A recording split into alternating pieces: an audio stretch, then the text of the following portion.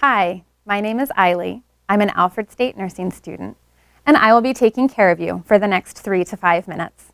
Would you please verify for me that you are the Alfred State College class of 2022? Thank you. I see in your chart that you have a documented allergy to long speeches, so I will move on with my assessment. Let's begin with your vital signs. We'll start with your pulse, which is probably a little slower than mine is just now. The pulse is a measure of the work of the heart. I know your hearts have been hard at work to get to this point.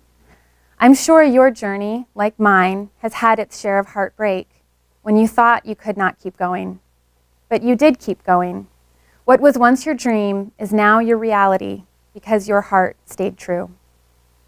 Now take a deep breath and let it out.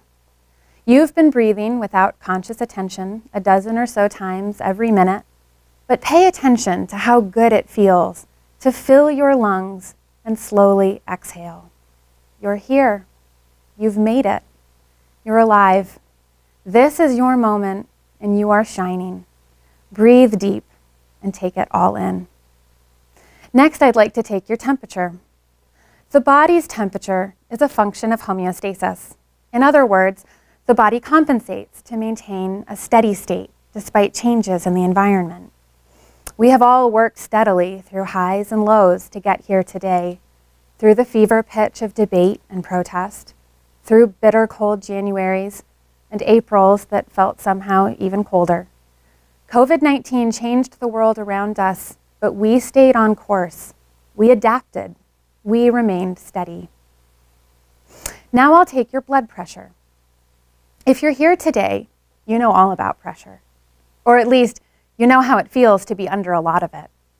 When it comes to physiological pressure, we worry when it is too high, but did you know that low pressure is dangerous too? The goal is to avoid the extremes on both ends, but the right amount of pressure is good for the body. The right amount of pressure is good for the mind and spirit too.